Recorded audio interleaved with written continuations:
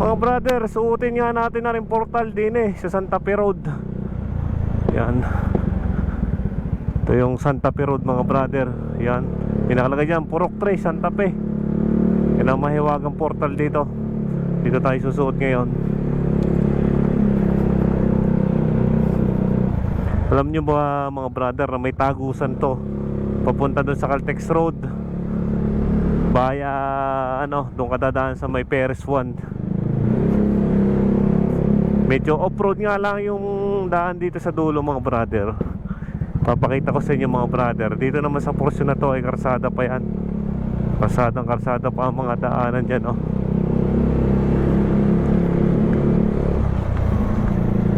Yan. As usual na road dito sa atin. Medyo pang isang 4 wheels na sasakyan lang ang magandang dumaan. Pagka medyo may nakasalubong ka dito, di hahanap ka ng matitigilan, no? Yun nga lang kahirapan. Pero usually yan, mga dumadaan dito, mga tricycle, mga motor. Ito ang suutan ng mga nakamotor, no? Ito yung portal mga brother ng Santa Fe Road. Ang taas ng humps nun. Ayan. Diretso lang yan dito. Pagdating nyo dito sa portion ng dulong ito mga brother, diretso lang tayo. May pagsasangahan yan. Dumiretso lang kayo din Pare, medyo off-road nga lang ang daanan. Hindi lang medyo, kundi off-road.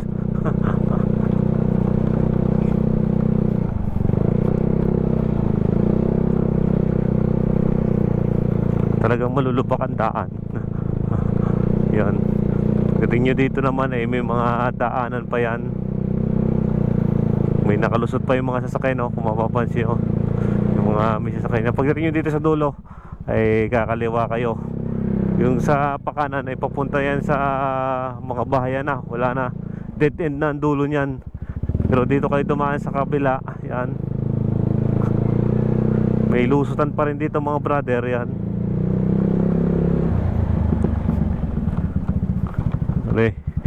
Halos saktuhan lang ang mga 4 wheels. Yan. Nakakadaan pa naman kayo dito. Yan. Sa mga bahayan na yan, nakakadaan pa. Pagdating yung mga brother sa dulong ito ay kakaliwa ulit kayo. Yun ay papunta na doon sa kabilang, sa mga kabahayan din, Julubakan. At ito na mga brother, ang dulo ng Perez 1 Road mga brother. Yan ito. Itong dinadaanan natin. Yan. Yan, pwede bandaan dyan. Dito lang tayo dumaan sa may pinaka shortcut. Yan. Pagdating nyo dito ay ulit kayo, kakaliwa. Puro kaliwa lang yung ating mga ginawa dito, no? Yan. At ito na mga brother, ang Perez 1 Road dito sa may Santa Rita.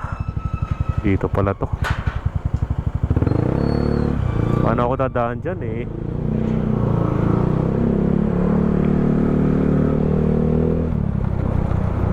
Ganda rin na mga brother.